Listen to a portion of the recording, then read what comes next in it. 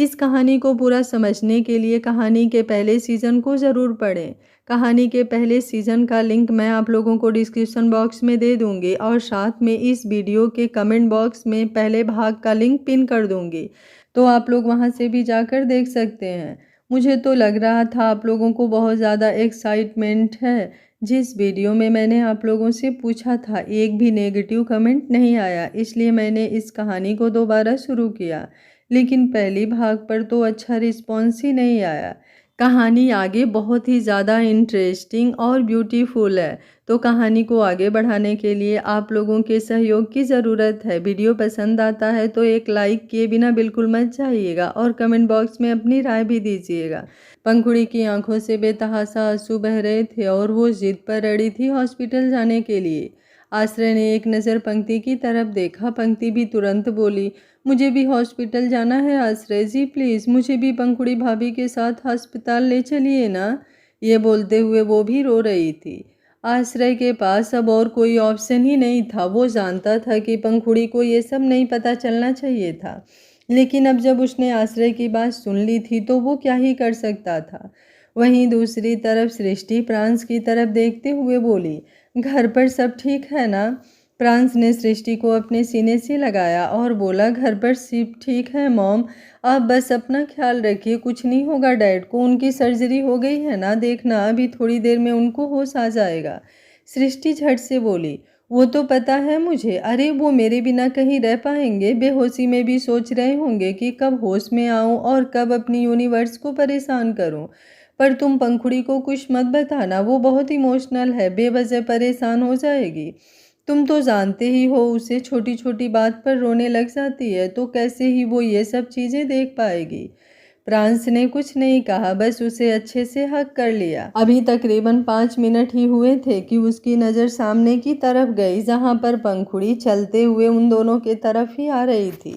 सृष्टि अभी भी प्रांस के सीने से ही लगी हुई थी। जैसे ही उसने पंखुड़ी को देखा वो भी हैरान रह गई और अब पंखुड़ी उन दोनों के सामने आकर खड़ी हुई। वो रोते हुए बोली, मुझे ससुर जी के पास जाना है।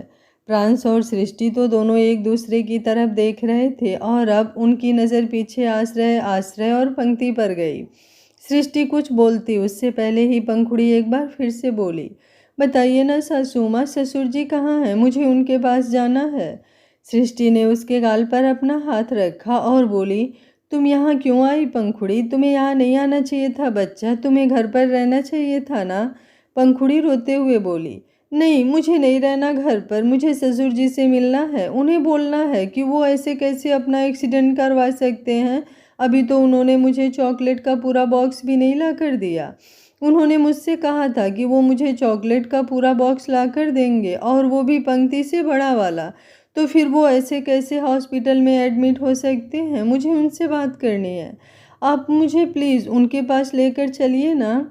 सृष्टि को समझ ही नहीं आया कि अब वो पंखुड़ी से क्या ही कहे, इसलिए वो नहीं चाहती थी कि पंखुड़ी को कुछ पता चले। वो सच में एकदम मासूम सी बच्ची थी। प्रांस ने आश्रय की तरफ देखा। आश्रय ने अपना चेहरा नामे हिला दिया। प्रांस ने अपनी पलकें झपकाई और फिर पंखुड़ी की तरफ देखते हुए बोला, तुम इधर आओ मेरे पास। पंखुड़ी ने अब उसकी तरफ देखा और अगले ही पल प्रांस ने उसे पूरी तरह अपनी बाहों में समेट लिया। पंखुड़ी ने अपना चेहरा हल्का सा ऊपर की तरफ उठाया और बोली, आपने देवर्ष जी को मुझे कुछ बताने से मना किया, क्यों? क्या मैं आप लोगों की अपनी नहीं हूँ? क्या आप लोग मुझे अपने सीक्रेट्स नहीं बताओगे? वो हल्का सा मुस्कुराया और उसके माथे को चूम कर बोला, ऐसा कुछ नहीं है, तुम आओ मेरे साथ आओ। ये बोलकर वो उसे सीधा रेस्ट रूम की तरफ ले गया। वहीं पंक्ति अब रोते हुए सृष्टि की तरफ देख रही थी। सृष्टि ने भी पंक्ति का हाथ पकड़ा और उसे लेकर चेयर की तरफ आ गई। वो खुद चेयर पर बैठी और उसने पंक्ति को भी अपने साथ बिठाया और उसका सर अपने सीने से लगा लिया। अगर वो दोनों मासूम थीं तो सृष्टि उतनी ही ज़्यादा स्ट्रांग थी। वो खुद को भी संभाल सकती थी और दूसरों को भी। पंक्ति रोते हुए बोली, ससुर जी को होश कब आएगा सासू माँ? सृष्टि उसके बालों को सहलाते हुए बोली, बहुत जल्दी। वहीं पंखुड़ी अपनी बड़ी बड़ी आंखों से प्रांस की तरफ देख रही थी। उसकी आंखों में मोटे मोटे आंसू थे और प्रांस ने अब उसका चेहरा अपने हाथों में अच्छे से थामा और बोला, तुम्हें कुछ इसलिए नहीं बताया था पंखुड़ी क्योंकि तुम बहुत जल्दी टेंशन लेती हो। पंखुड़ी शिकायती लहजे में बोली। ऐसे तो फिर आप मेरे को कभी कुछ नहीं बताओगे? क्या आप हर बार मुझसे हर बात छुपा कर रखोगे? मैं आपको कब से फ़ोन कर रही थी जान, लेकिन आपने मेरा फ़ोन नहीं उठाया। प्रांस अब एक बार फिर से उसकी तरफ देखने लगा, लेकिन वो कुछ कहता उससे पहले ही एक नर्स वहाँ पर आई और बोली, डॉक्टर आपको बुला रहे हैं, उन्हें आपसे कुछ बात करनी है, थोड़ा अर्जेंट है। प्रांस और पंखुड़ी दोनों उस नर्स की तरफ देखने लगे। प्रांस पंखुड़ी को रेस्ट रूम में छोड़कर डॉक्टर के केबिन में आया। डॉक्टर उसकी तरफ देखते हुए बोले, मिस्टर राणा, मैं आपका ही इंतज़ार कर रहा था, प्लीज़ बैठिए। ये बोलते हुए उन्होंने प्रांस को सामने बैठने के लिए कहा।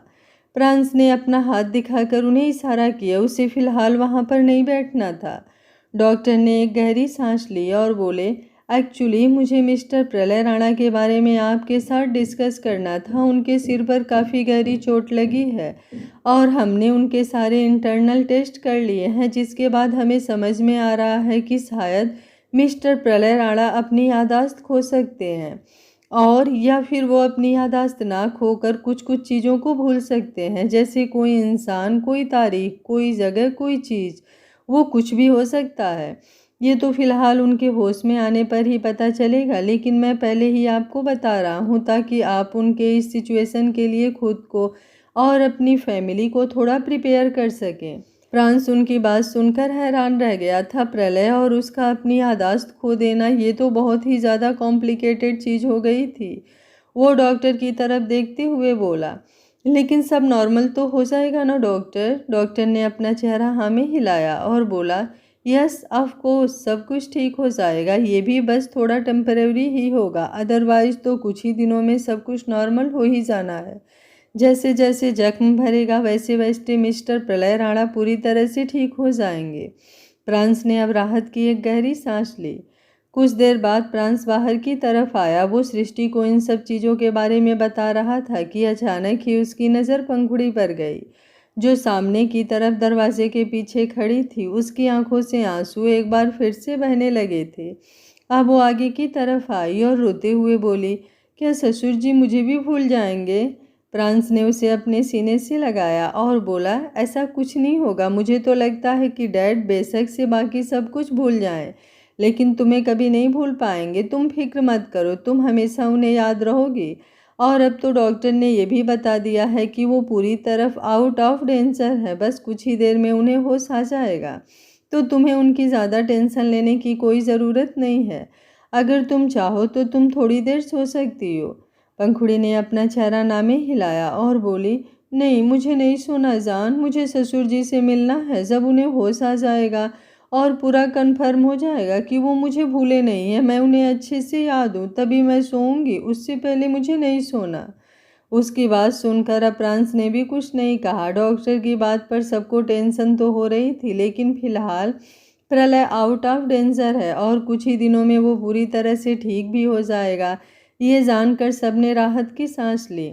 धीरे धीरे वक्त बीत रहा था। पूरी रात यूं ही बीत गई थी और सुबह के तकरीबन 5 बजे पंखुड़ी का सर प्रांस की गोद में था और प्रांस उसके बालों को सहला रहा था। वो दोनों रेस्ट रूम में थे।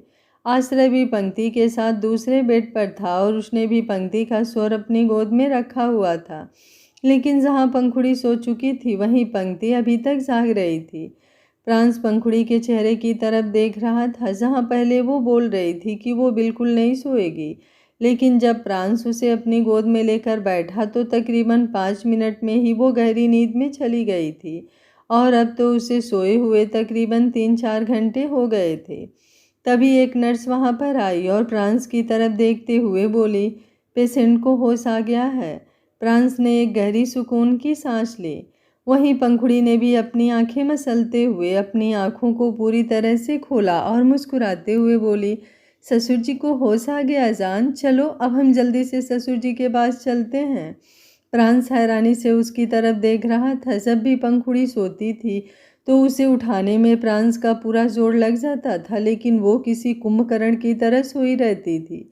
पर यहाँ तो नर्स की हल्की सी आवाज़ सुनकर ही उसकी आंखें खुल गई थी। पंक्ति और आश्रय भी दोनों बिस्तर से नीचे की तरफ आए। सृष्टि पहले ही प्रलय के पास थी, वो प्रलय के वार्ड में ही थी और अब वो हल्का हल्का मुस्कुराते हुए उसकी तरफ देख रही थी। जैसे ही प्रलय ने उसका हाथ पकड़कर उसके हाथ को हल्का सा चूम लिया तो सृष्टि मुस्कुराते हुए बोली, थैंक गॉड, आपको मैं याद हूँ। आपको पता है डॉक्टर ने कहा था कि शायद आपकी याददाश्त चली जाएगी या फिर आप कुछ चीज़ों को भूल जाएंगे, तो मैं बहुत ज़्यादा डर गई थी कि कहीं आप मुझे ही ना भूल जाएं। प्रलय उसकी बात पर हल्का मुस्कुराया और तभी पंखुड़ी अंदर आते हुए बोली, मेरा भी यही हाल था ससुर जी, मुझे भी यही टेंशन हो रही थी कि कहीं आप मुझे ना भूल जाओ।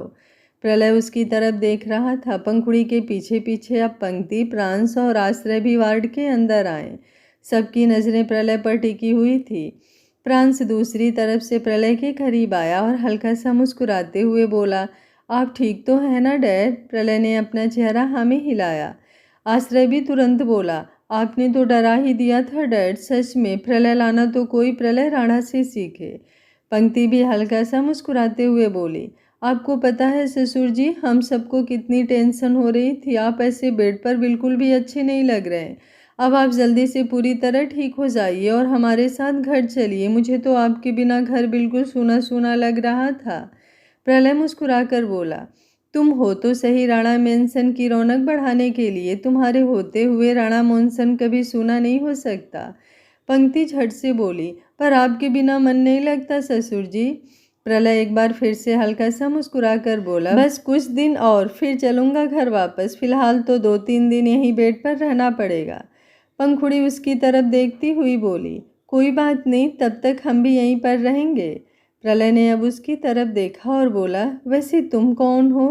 पंखुड़ी ने हैरानी से उसकी तरफ देखा। प्रलय एक बार फिर से बोला, ये सब तो मेरी फैमिली है, मेरी बीबी, मेरे 2 बेटे, मेरी एक बहू, लेकिन मुझे तुम पहचान में नहीं आई, तुम कौन हो? उसकी उस बात पर ना सिर्फ पंखुड़ी हैरान हुई बल्कि बाकी सबके भी होश उड़े हुए थे।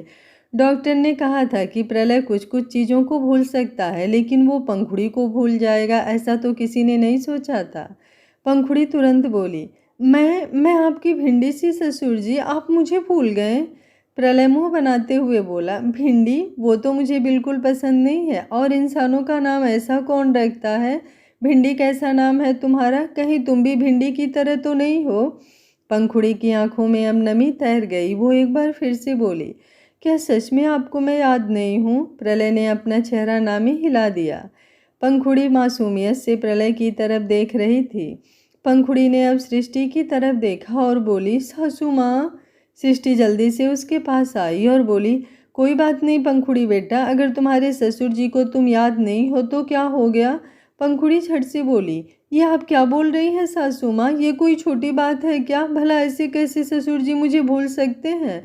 ससुर जी को ये पंक्ति तो अच्छी तरह से याद है, जबकि पंक्ति से ज़्यादा प्यार तो मैं ससुर जी से करती हूँ, लेकिन ससुर जी मुझे भूल गए और उन्हें ये सड़ी हुई सी भिंडी याद है, और मैं जो एकदम ताज़ा सी हूँ उसे वो भूल गए। पंखुड़ी की बातें सुनते हुए सबको समझ में नहीं आ रहा था कि वो कैसे रिएक्ट करे। पंखुड़ी की बातों पर हंसी आ रही थी, लेकिन प्रलय की हालत पर थोड़ी तकलीफ हो रही थी। बेशक से वो खतरे से बाहर हो गया था, लेकिन फिर भी उसे यूं बेड पर देखकर किसी को अच्छा नहीं लग रहा था। सृष्टि ने अब उसे अपने सीने से लगाया और बोली, ऐसा नहीं बोलते पंखुड़ी, पंक्ति भी तुम्हारी तरह ताज़ा ही है। आई मीन जैसे तुम्हारे ससुर जी तुमसे प्यार करते हैं, वैसे पंक्ति को भी करते हैं। सृष्टि का खुद का दिमाग इस वक्त घूम चुका था, इसलिए उसे समझ नहीं आ रहा था कि उसे क्या बोलना है और क्या नहीं। पंक्ति मुँह बनाते हुए बोली, ससुर जी को मैं याद हूँ, मैं तो इस बात पर खुश हूँ, अब वो बाकियों को भूल गए तो मैं क्या करूँ? ये बोलते हुए उसने अपने कंधे ऊपर की तरफ उठा दिए। पंखुड़ी झट से बोली, देखा देखा सासू माँ, वो कैसे मुझे चिढ़ा रही है। आपने हम दोनों को समझाया था ना कि हमें प्यार से रहना है, आपस में लड़ाई नहीं करनी, लेकिन देखो उसे मौका मिला तो कैसे वो मुझे चिढ़ाने लगी। मुझे नहीं पता, आप अभी इसी वक्त ससुर जी को याद दिलाओ कि मैं कौन हूँ, अगर अब से नहीं होता तो मैं कर लूँगी।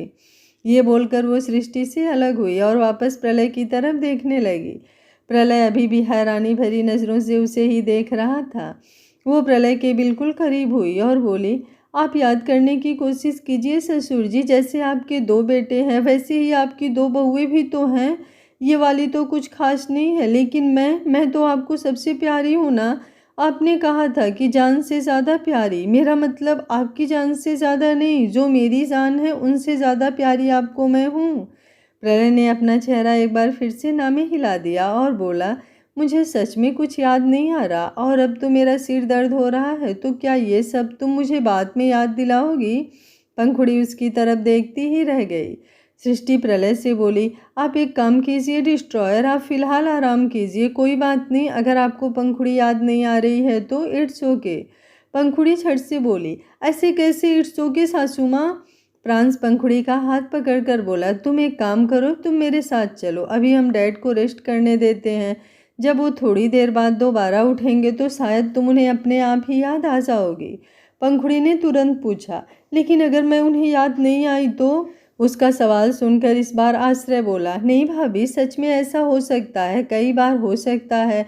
तो कुछ चीज़ें इंसान को याद नहीं आती, लेकिन फिर जब वो दोबारा कुछ देर के लिए सो जाता है और फिर उठता है तो उसे सब कुछ अच्छे से याद आ जाता है। पंखुड़ी हैरानी से बोली, अच्छा ऐसा भी होता है क्या? फिर तो ठीक है, आप एक काम करिए ससुर जी, आप ना थोड़ी देर सो जाइए और अच्छे से सोना, आप अपने दिमाग को अच्छे से रेस्ट देना ताकि जब आप दोबारा उठो तो आप कुछ भी भूलो ना। बेशक से इस सड़ी हुई भिंडी को भूल जाना, लेकिन मुझे याद रखना। पंक्ति तुरंत बोली, मुझे भी नहीं भूलना ससुर जी, मुझे भी याद रखना। नर्स जो वहाँ साइड में खड़ी थी और कल से ये सब कुछ देख रही थी, अचानक ही उसकी हंसी छूट गई। उसने पहली बार ऐसा परिवार देखा था, लेकिन जब उसने प्रांस आश्रय की घूरती हुई नज़रें खुद पर देखी तो वो तुरंत खामोश हो गई। प्रांस अब एक बार फिर से पंखुड़ी की तरफ देखते हुए बोला, ठीक है, अब हम डैड को सोने देते हैं, तुम मेरे साथ चलो। उसकी बात पर पंखुड़ी ने अपना चेहरा हाँ में हिलाया और प्रांस के साथ वापस रेस्ट रूम में आ गई। आश्रय भी पंक्ति को लेकर रेस्ट रूम में आ गया था, लेकिन सृष्टि अभी भी प्रलय के साथ थी। वो प्रलय को घूर रही थी। बेशक से प्रलय की आंखें बंद थी, लेकिन वो सृष्टि की घूरती हुई नज़रें खुद पर महसूस कर सकता था और अब उसने धीमे से अपनी आंखों को खोला। सृष्टि अभी भी उसे घूर रही थी। वो उसे घूरते हुए ही बोली, आप जानबूझकर ड्रामा कर रहे हैं ना डिस्ट्रॉयर? प्रलय हैरानी से बोला, तुम्हें मेरा यूं बेड पर लेटना ड्रामा लग रहा है यूनिवर्स? तुम्हें लग रहा है कि जैसे प्रांस ने अपना एक्सीडेंट खुद करवाया, मैं भी कोई ऐसा ड्रामा कर रहा हूँ? सृष्टि तुरंत अपना चेहरा ना में हिलाकर बोली, बिल्कुल भी नहीं, मैंने ये नहीं कहा कि आपका ये एक्सीडेंट आपका ड्रामा है। मैं ये बोल रही हूँ कि आप ये जो याददाश्त जाने की बात कर रहे हैं वो ड्रामा है। आप पंखुड़ी को नहीं भूले हैं ना? आपको याद है पंखुड़ी कौन है? आप बस यूं ही उसे परेशान किए जा रहे हैं, लेकिन ये तो गलत बात है ना डिस्ट्रॉयर। वो बेचारी कितना प्यार करती है आपसे, कितनी नादान है वो, और आप हैं कि उसे तंग कर रहे हैं। प्रलय हल्का सा मुंह बनाकर बोला, तुम्हें ऐसा क्यों लगता है कि मैं किसी को तंग करूंगा यूनिवर्स? मैंने किसी को तंग नहीं किया। मुझे सच में नहीं याद कि वो लड़की कौन है। तुम लोग कह रहे हो कि वो पंखुड़ी है प्रांस की बीबी, लेकिन मुझे सच में ऐसा कुछ याद नहीं है। सृष्टि अब सच में कंफ्यूज हो गई थी कि कहीं वो प्रलय पर यूं ही शक तो नहीं कर रही।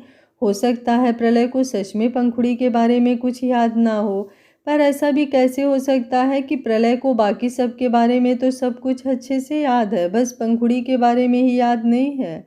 अब वो भी पूरी तरह से कंफ्यूज हो गई थी और प्रलय के चेहरे पर हल्की हल्की मुस्कुराहट थी। लेकिन जैसे ही सृष्टि ने दोबारा उसकी तरफ देखा, उसने तुरंत अपनी उस मुस्कुराहट को दबा लिया।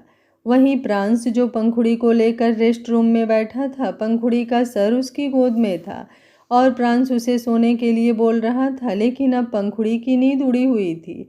वो कुछ सोचते हुए ही मन बोली, मुझे लगता है ससुर जी की याददाश्त वापस लाने के लिए मुझे ही कुछ करना पड़ेगा, क्योंकि वो तो और किसी को भूले ही नहीं। भूले तो वो सिर्फ मुझे हैं, तो बाकी सबको तो क्या ही फर्क पड़ेगा। लेकिन अगर ससुर जी सबसे बात करेंगे और मुझसे बात नहीं करेंगे तो मुझे तो बहुत रोना आएगा। उसे यूं मन ही मन बातें करते हुए देख प्रांस उसे घूरते हुए बोला, तुम सो रही हो या नहीं रोज पीटल? पंखुड़ी ने तुरंत अपनी आंखें बंद कर ली, लेकिन अब वो समझ चुकी थी कि उसे क्या करना है। कुछ देर बाद वो गहरी नींद में जा चुकी थी और अब प्रांस ने भी उसका सर अपनी गोद से हटाकर नीचे तकिए पर अच्छे से रख दिया था। उसने अब एक नज़र आश्रय और पंक्ति की तरफ देखा, जो दोनों एक ही बेड पर आराम से सोए हुए थे। उन्हें देखकर वो हल्का सा मुस्कुराया और फिर रेस्ट रूम से बाहर निकलकर सीधा प्रलय के वार्ड की तरफ आ गया। उसने जैसे ही दरवाज़ा खोला, उसकी नज़र प्रलय पर गई, जो सामने सीलिंग की तरफ देख रहा था। सृष्टि सामने सोफे पर सो रही थी। प्रलय को जब तक होश नहीं आया था तो वो एक पल के लिए भी अपनी आंखें उसने बंद नहीं की थी, लेकिन अब वो आराम से सो रही थी। प्रांस को अंदर आते हुए देख प्रलय के चेहरे पर थोड़ी परेशानी झलकने लगी थी। प्रांस अब उसके बिल्कुल सामने आकर खड़ा हुआ और बोला, आपका एक्सीडेंट कैसे हुआ? प्रलय बिल्कुल नॉर्मल होकर बोला, एक्चुअली गलती मेरी ही है। वैसे तो नॉर्मली ड्राइव कर रहा था, लेकिन अचानक ही फ़ोन बजा और फ़ोन पर पंखुड़ी का कॉल आ रहा था, तो मैं खुद को रोक नहीं पाया। पर जैसे ही मैं फ़ोन उठाने के लिए नीचे झुका, सामने से एक ट्रक सीधा मेरी गाड़ी में आकर लगा। शायद उस ट्रक ने भी अपना कंट्रोल खो दिया था। प्रांस थोड़ी इंटेंस वॉइस में बोला, हो सकता है ऐसा इत्तेफाक, लेकिन हर बार इत्तेफाक हो ऐसा ज़रूरी नहीं होता डैड। खैर ये सब छोड़िए, मुझे ये बताइए कि क्या आपको सच में पंखुड़ी नहीं याद? एक पल के लिए तो प्रलय भी बिल्कुल खामोश हो गया, लेकिन अगले ही पल उसने खुद को नॉर्मल किया और बोला, अगर मुझे याद होता तो मैं बता देता। प्रांस हल्का सा मुस्कुराकर बोला, कोई बात नहीं डैड, धीरे धीरे आपको पंखुड़ी भी याद आ जाएगी। खैर आप ये बताइए, आपके लिए नाश्ते में क्या बनवाऊँ? डॉक्टर ने कहा है कि आप हल्का फुल्का खा सकते हैं, तो मैं सोच रहा हूँ कि आपके लिए नॉर्मल दलिया या खिचड़ी बनवा दूँ, या फिर सिंपल चपाती कद्दू या फिर लौकी जैसी सब्जी के साथ। प्रलय तुरंत बोला, कद्दू का तो नाम मत लेना। जब से उस भिंडी सी ने मुझे कद्दू कहा है, तब से मेरा कद्दू खाने का बिल्कुल मन। ये बोलते हुए वो एकदम से खामोश हो गया और प्रांस के चेहरे पर डेविल स्माइल आ गई। वो हंसा और बोला, उफ, यहाँ तो आपने गलती से मिस्टेक हो गई डैड, पर कोई बात नहीं, गलतियाँ होती रहती हैं। लेकिन इस बात का ख्याल रखिएगा कि मेरी बीवी को ज़्यादा परेशान मत कीजिएगा। जब वो रोती है ना तो मुझे अच्छा नहीं लगता। ये बोलकर वो हल्का सा मुस्कुराया और फिर दरवाजे की तरफ बढ़ने लगा। प्रलय अपना ही माथा पीट रहा था कि क्यों वो प्रांस की चालबाजी समझ नहीं पाया। वहीं प्रांस ने अब दरवाज़ा खोला और वापस प्रलय की तरफ पलट कर बोला, वैसे सब्जी तो आपको कद्दू की ही खानी पड़ेगी। ये आप बेशक से मेरी बीवी को परेशान करने की सज़ा समझ लीजिए। ये बोलकर वो वहाँ से चला गया और प्रलय बस उसकी तरफ देखता रह गया। वो अब मुँह बनाते हुए बोला, जैसे ही वो भिंडी सी आएगी तो बोल दूंगा कि मुझे वो अच्छे से याद है, वो भूलने वाली चीज़ ही नहीं है, तो उसे भूलूंगा कैसे मैं? लेकिन कद्दू कद्दू तो मैं बिल्कुल नहीं खाने वाला। वहीं प्रांस, जो हॉस्पिटल से बाहर की तरफ आ चुका था, वो प्रलय की इस हरकत पर हंस रहा था। तभी एक गाड़ी उसके सामने आकर खड़ी हुई और उसमें से अनुज बाहर निकला तो प्रांस के सामने आकर खड़ा हुआ और बोला, आपको कुछ बताना है बॉस? प्रांस ने सवालिया नज़रों से उसकी तरफ देखा। अनुज एक गहरी सांस लेकर बोला, रीवा जेल से गायब हो गई है। उसकी बात सुनते ही प्रांस के चेहरे पर डेविल स्माइल आ गई। उसने अपनी पॉकेट से सिगरेट निकाली और लाइटर से जलाकर बोला, इसके अलावा और कुछ? अनुज हैरानी से बोला, क्या आप पहले से ही इस बारे में जानते थे? प्रांस ने अपना चेहरा नामे हिलाया और बोला, नहीं, लेकिन इतना ज़रूर पता था कि ये होगा और ज़रूर होगा, और कौन कर सकता है ये भी मुझे बहुत अच्छी तरह से पता है।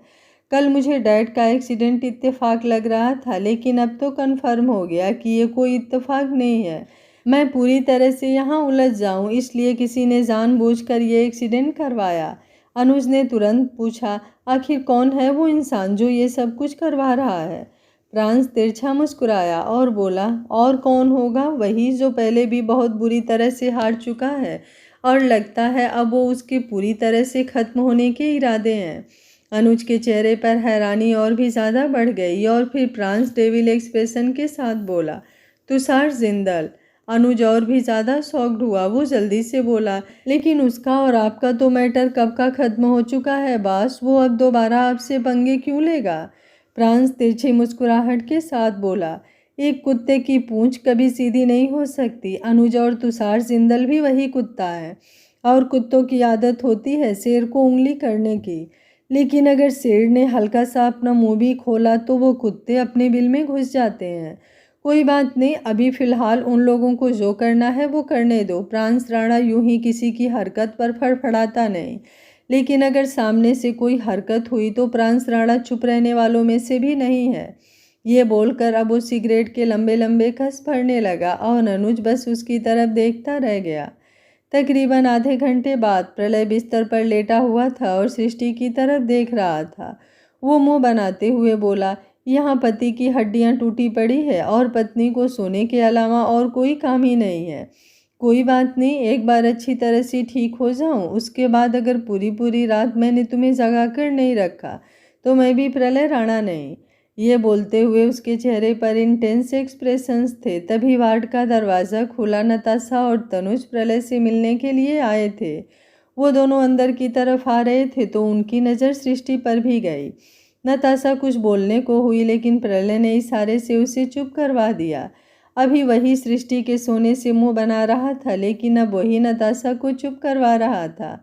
वो बिल्कुल नहीं चाहता था कि सृष्टि की नींद खराब हो। नताशा अंदर की तरफ आई और फिर प्रलय की तरफ देखते हुए बोली, आपको ठीक देखकर आप सोच नहीं सकते भाई, मुझे कितना सुकून मिल रहा है।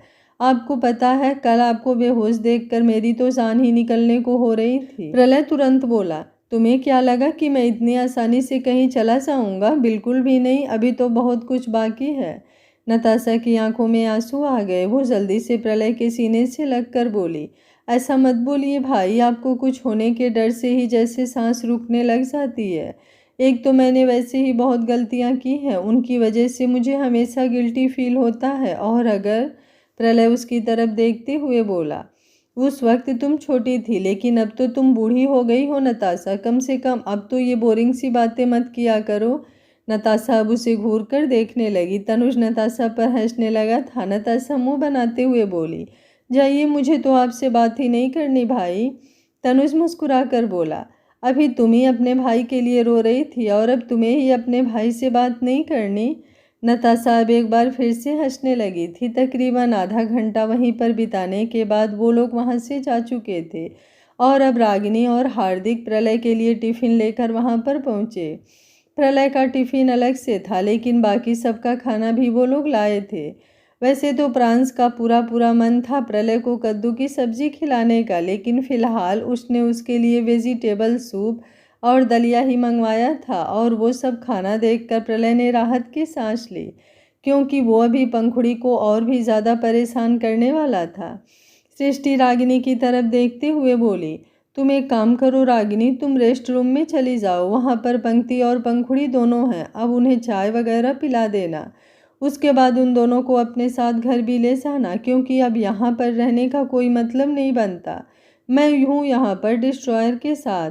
रागिनी जल्दी से बोली, मैं तो उन दोनों को अपने साथ ले जाऊंगी, लेकिन क्या आपको लगता है कि वो दोनों मेरे साथ चलने को तैयार होंगी? मुझे नहीं लगता कि वो अपने ससुर जी को छोड़कर जाएंगी। सृष्टि भी उसकी बात सुनकर सोच में पड़ गई थी। फिलहाल रागिनी चाय वगैरह लेकर रेस्ट रूम में आई। उसने पंखुड़ी को और पक्ति को आवाज़ लगाकर उठाया तो वो दोनों अंगड़ाई लेते हुए बिस्तर से उठी। आश्रय की भी आंख खुल गई।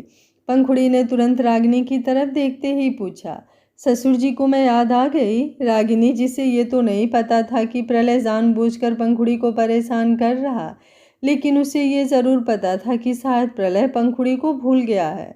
उसने अपना चेहरा नामे हिलाया और बोली, नहीं, अभी तक तो प्रलय जीजू ने तुम्हारे बारे में कुछ नहीं पूछा पंखुड़ी। पंखुड़ी मुंह बनाते हुए बोली, ऐसे कैसे उन्होंने मेरे बारे में नहीं पूछा? उन्हें मेरे बारे में पूछना पड़ेगा चाची सासू माँ। मैं अभी जाकर उन्हें अपने बारे में सब कुछ याद दिलाकर आती हूँ। ये बोलकर अब वो बिस्तर से उठी और पहले वॉशरूम गई। उसने अपना मुंह धोया और फिर वापस प्रलय के वार्ड में आ गई। किसी ने उसे कुछ नहीं कहा। वो प्रलय के सामने आकर खड़ी हुई और हल्का सा मुस्कुराकर बोली, गुड आफ्टरनून ससुर जी। प्रलय उसकी तरफ देखते हुए बोला, गुड आफ्टरनून। पंखुड़ी तुरंत बोली, इसके बाद तो कुछ कहिए ससुर जी। प्रलय हैरानी से बोला, क्या कहूँ? पंखुड़ी जल्दी से बोली, जैसे मैंने आपको गुड आफ्टरनून ससुर जी कहा है तो आप भी मुझे गुड आफ्टरनून बहू रानी या फिर भिंडी बोल सकते हैं। प्रलय को उसकी हरकत पर हंसी आ रही थी, लेकिन उसने खुद को कंट्रोल रखा और बोला, लेकिन मुझे तो तुम्हारे बारे में कुछ याद ही नहीं है। पंखुड़ी मुंह बनाकर बोली, ऐसे कैसे याद नहीं आ रहा ससुर जी? ये कोई बात होती है क्या? बाकी सब तो आपको अच्छे से याद है, लेकिन मैं याद नहीं आ रही। मुझे नहीं पता, आप अभी इसी वक्त मुझे याद कीजिए। प्रलय अजीब सा मुंह बनाते हुए बोला, अरे कोई ज़बरदस्ती थोड़ी ना है। नहीं याद आ रहा तो मैं क्या करूं? अगर याद आता तो मैं तुम्हें बोल देता कि हाँ तुम मुझे याद हो, लेकिन मुझे तो कुछ याद ही नहीं आ रहा। पंखुड़ी तुरंत बोली, तो ठीक है, मुझे पता है आपको कैसे याद दिलाना है। ये देखिए, ये है हम दोनों की पिक्चर्स। ये बोलते हुए उसने अपना फ़ोन अनलॉक किया और उस पर अपनी और प्रलय की पिक्चर्स प्रलय को दिखाने लगी। प्रलय को वो पिक्चर्स देखने की ज़रूरत ही नहीं थी। उसे तो वैसे भी सब कुछ याद था, लेकिन वो फिर भी चुपचाप उन पिक्चर्स की तरफ देख रहा था। पंखुड़ी उसे स्पेशली होली की पिक्चर दिखाते हुए बोली, ये देखिए, ये हम दोनों की होली की पिक्चर है ससुर जी। अब तो आपको सब कुछ याद आ गया होगा ना? प्रलय ने एक बार फिर से अपना चेहरा ना में हिलाया। पंखुड़ी गुस्से से बोली, मुझे उस डॉक्टर से मिलना है जिसने आपका ट्रीटमेंट किया है। पता नहीं उसने आपकी कौन सी तार निकाल दी। आपको तो मेरे बारे में कुछ याद ही नहीं आ रहा। मैं जाकर उसे बोलती हूँ कि वो आपकी सारी तारें अच्छे से जोड़ दे। उसकी बात पर ना सिर्फ प्रलय को बल्कि सृष्टि को भी हंसी आ रही थी, और अब तो प्रांश भी वहां पर आ चुका था। अपनी रोज पीटल को परेशान होते हुए देख उसे अच्छा तो नहीं लग रहा था, लेकिन उसकी रोज पीटल भी तो उसे परेशान करने में कम नहीं थी। ऐसे में थोड़ा बदला लेना तो बनता था। पंखुड़िया प्रांस के पास आई और प्रांस की तरफ देखते हुए बोली, आप भी मेरे साथ डॉक्टर के पास चलिए ना। प्रांस ने तुरंत पूछा, लेकिन मैं क्यों जाऊंगा? आई मीन डैड को मैं तो अच्छी तरह से याद हूँ, तो मुझे तुम्हारे साथ डॉक्टर के पास जाने की क्या ही ज़रूरत है? पंखुड़ी का चेहरा अब और भी ज़्यादा उतर गया। वो तुरंत बोली, तो ठीक है, आप मेरे साथ मत जाइए, मैं अकेली ही डॉक्टर के पास चली जाऊंगी, लेकिन अपने ससुर जी को मैं पूरी तरह से ठीक करके रहूंगी। और फिर देखना, डॉक्टर से कहूँगी कि वो बाकी सब तारें उनके दिमाग में से निकाल दे, बस मेरी मेरी तार लगी रहने दे, ताकि ससुर जी आप सबको भूल जाएं। तब जाकर आपको पता चलेगा कि मुझे कितना बुरा लग रहा है। ये बोलकर वो मुंह बनाते हुए वहां से चली गई और प्रांश अब प्रलय की तरफ देखने लगा।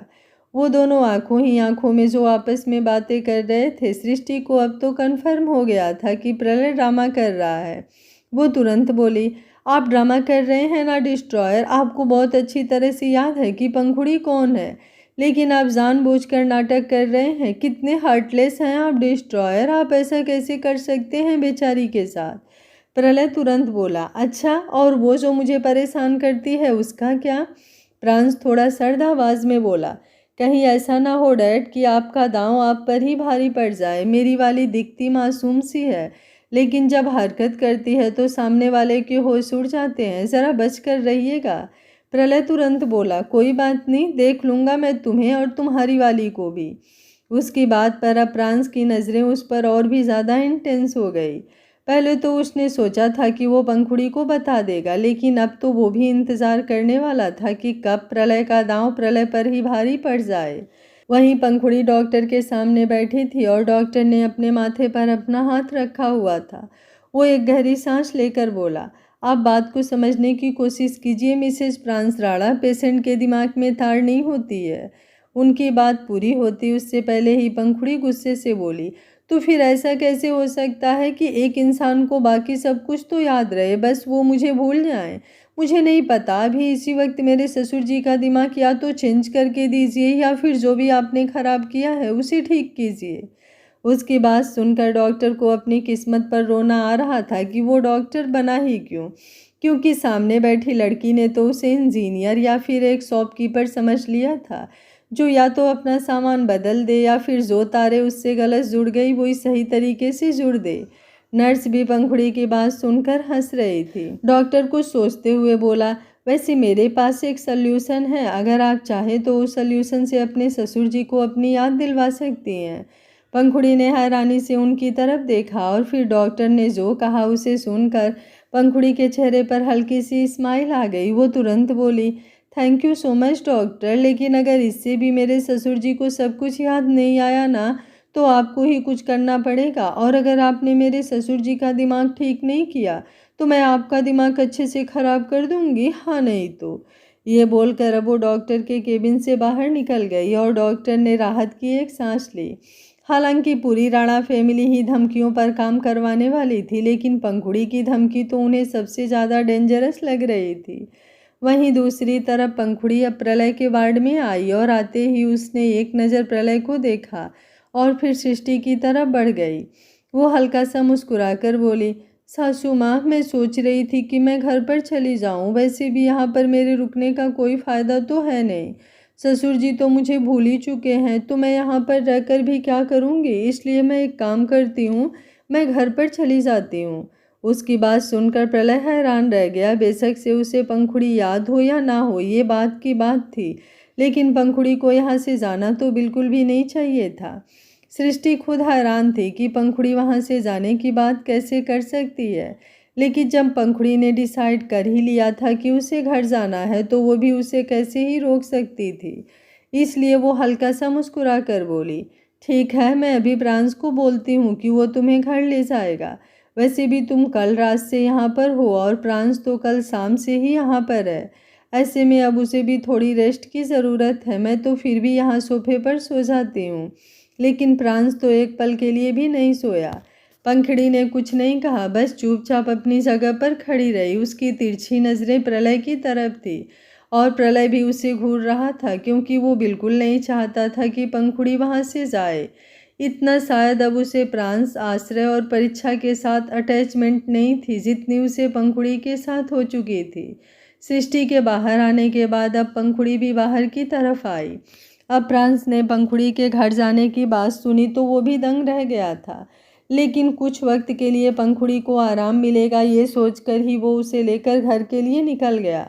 उसे भी कुछ इम्पोर्टेंट काम थे जो उसे करने थे। वैसे भी प्रलय को संभालने के लिए अब सृष्टि वहाँ पर थी, वो उसे अच्छे से संभाल सकती थी। प्रलय भी काफ़ी हद तक रिकवर कर चुका था। सृष्टि वापस आई तो प्रलय तुरंत बोला, कहाँ है वो? सृष्टि बिल्कुल नॉर्मल होकर बोली, वो घर गई। आपको कुछ काम था क्या उससे? अगर कोई काम है तो प्रांस को कॉल करूं क्या? प्रलय हैरानी से बोला, वो सच में घर चली गई क्या? सृष्टि ने अपना सर हाँ में हिला दिया। प्रलय मुंह बनाते हुए बोला, ये भिंडी तो सच में बड़ी अजीब निकली। अभी तक तो ससुर जी करते हुए पीछे घूम रही थी, लेकिन अब यूं ही घर चली गई। उसे कोई फर्क ही नहीं पड़ता कि मैं यहाँ हॉस्पिटल में हूँ। सृष्टि चौंकते हुए बोली, उसे फर्क पड़े ना पड़े, लेकिन मुझे लगता है उसके घर जाने पर आपको बहुत फर्क पड़ रहा है डिस्ट्रॉयर। पर यह सब कुछ आपका ही किया धरा है। अब वो बेचारी भी तो ठीक कह रही है, जब आपको उसके बारे में कुछ याद ही नहीं है तो वो यहाँ पर रहकर भी क्या करे? प्रलय गुस्से से बोला, लेकिन वो मुझे अपने बारे में याद दिलाने की कोशिश तो कर सकती थी ना। उसने तो बस मुझे पिक्चर्स दिखाई और मुझे कुछ याद नहीं आया तो वो घर चली गई। ऐसा कोई करता है क्या? सृष्टि को उस पर हंसी आ रही थी। अभी वो बातें कर ही रहे थे कि प्रतीक्षा तनिष्क के साथ वहां पर आई। रात में तो किसी ने उसको कुछ बताया ही नहीं था। सुबह ही सृष्टि ने उसे फ़ोन करके प्रलय के बारे में बताया था और पता चलते ही परीक्षा उससे मिलने के लिए आ गई थी। प्रलय को यूं हॉस्पिटल के बेड पर देखकर उसे बिल्कुल अच्छा नहीं लग रहा था, लेकिन अब प्रलय काफ़ी बेटर फील कर रहा था तो कहीं ना कहीं उसके चेहरे पर राहत भी झलक रही थी। परीक्षा प्रलय की तरफ देखते हुए बोली, क्या बात है डैड, आपका मूड थोड़ा ऑफ लग रहा है, कोई बात है क्या? परीक्षा के सवाल पर सृष्टि हंसी और बोली, अगर तुम्हें तुम्हारे डैड के मूड ऑफ होने का रीज़न बताऊंगी तो तुम हंसने लगोगी। परीक्षा के चेहरे पर सवालिया एक्सप्रेशंस आ गए। भला ऐसी भी क्या बात है जो प्रलय का मूड इतना ज़्यादा ऑफ हो जाए? सृष्टि हंसते हुए बोली, क्योंकि तुम्हारे डैड की फेवरेट बहू रानी उन्हें हॉस्पिटल छोड़कर घर चली गई, इसलिए तुम्हारे डैड का मुंह लटका हुआ है। प्रतीक्षा हंसने लगी, लेकिन फिर अचानक ही बोली, पर मॉम, भाभी को डैड को छोड़कर जाना तो नहीं चाहिए था। आई मीन वैसे तो डैड की तबीयत ठीक है, लेकिन भाभी को यहीं पर रुकना चाहिए था ना। अगर डैड चाहते हैं तो उन्हें यहाँ से नहीं जाना चाहिए था। सृष्टि अब एक बार फिर से बोली, इसके पीछे भी तुम्हारे डैड का ही हाथ है। उन्होंने झूठ बोल रखा है कि उन्हें पंखुड़ी याद ही नहीं, बाकी सब उन्हें अच्छे से याद है, बस पंखुड़ी ही याद नहीं। ऐसे में वो बेचारी यहाँ पर रहकर भी क्या करती? प्रतीक्षा अब और भी ज़्यादा हैरान हुई। प्रलय ऐसी भी कोई हरकत कर सकता है, उसे तो यकीन ही नहीं हो रहा था। तनिष्क भी दंग रह गया था। प्रतीक्षा जल्दी से बोली, ये तो गलत बात है ना डैड, आप तो खुद भाभी को परेशान कर रहे हैं और अब भाभी की वजह से खुद परेशान भी हो रहे हैं। खैर कोई बात नहीं, जब आप घर जाएंगे तो आप गिन गिन कर भाभी से बदला लेना। उसकी बात पर प्रलय के दिमाग में एक आइडिया आ चुका था। वैसे भी अब वो काफ़ी हद तक रिकवर कर चुका था तो उसे घर जाने में कोई प्रॉब्लम नहीं थी। हाँ, चलने फिरने में थोड़ी प्रॉब्लम होने वाली थी लेकिन इतना तो वो मैनेज कर ही सकता था। वो तुरंत बोला, एक काम करो, जाओ डॉक्टर से कहो कि मेरे डिस्चार्ज पेपर बनवाएं। सृष्टि हैरानी से बोली, आप कैसी बात कर रहे हैं डिस्ट्रॉयर, हम घर कैसे जा सकते हैं, अभी आप पूरी तरह से ठीक नहीं हुए हैं। प्रलय मुंह बनाते हुए बोला, लेकिन मुझे यहाँ नहीं रहना, मुझे घर जाना है। सृष्टि उसकी बातों का मतलब बहुत अच्छी तरह से समझ रही थी। वो वैसे भी हॉस्पिटल में रहकर बोर ही होने वाला था और ये पहली बार नहीं हुआ था जब प्रलय हॉस्पिटल में एडमिट हुआ था। इससे पहले भी प्रलय को एक बार गोली लगी थी और वो हॉस्पिटल में एडमिट हुआ था, लेकिन हॉस्पिटल के बेड पर वो बस सर्जरी तक ही रहा। उसके बाद तो वो कभी इधर तो कभी उधर। प्रतीक्षा मुस्कुराकर बोली, ठीक है, मैं आश्रय भाई को बोल देती हूँ, वो सारी फॉर्मेलिटी पूरी कर देंगे। तकरीबन 1 घंटे बाद पंखुड़ी राणा मेंशन में थी और अपने रूम में थी। वो हॉस्पिटल से आने के बाद शावर ले चुकी थी और प्राण सामने सोफे पर बैठा था और लैपटॉप पर अपना कुछ काम कर रहा था। पंखुड़ी उसकी तरफ देखते हुए बोली, क्या मैं नीचे जाऊँ जान? प्रांस हैरानी से बोला, क्यों, थोड़ी देर रेस्ट कर लो ना, तुमने पूरी रात हॉस्पिटल में गुजारी है। वहाँ बेशक से तुम सोई थी लेकिन इतना कंफर्टेबल नहीं था वहाँ पर। आई गेस तुम्हें थोड़ी देर रेस्ट कर लेना चाहिए। पंखुड़ी ने झट से अपना चेहरा नामे हिलाया और बोली, नहीं, मुझे रेस्ट नहीं करना, मुझे नीचे जाना है। एक्चुअली मेरा टीवी देखने का मन कर रहा है। आपको तो पता है ना मुझे टॉम एंड जेरी कितना पसंद है, पर यहाँ पर आप काम कर रहे हैं तो मैं यहाँ पर टॉम एंड जेरी नहीं देख सकती, इसलिए मैं नीचे जा रही हूँ। ये बोलकर वो तुरंत उन रूम में से बाहर निकल गई। प्रांस उसे रोकना चाहता था, वो अपना काम टीवी चलाते हुए भी कर सकता था, लेकिन पंखुड़ी तो उसकी बात सुने बिना ही नीचे भाग गई थी। प्रांस ने भी कुछ खास रिएक्ट नहीं किया, वो बस यही सोच रहा था कि अपना काम खत्म करके वो भी नीचे चला जाए। वहीं पंखुड़ी नीचे आई और आकर सोफे पर बैठ गई, लेकिन उसकी नज़रें बार बार दरवाजे पर ही जा रही थी।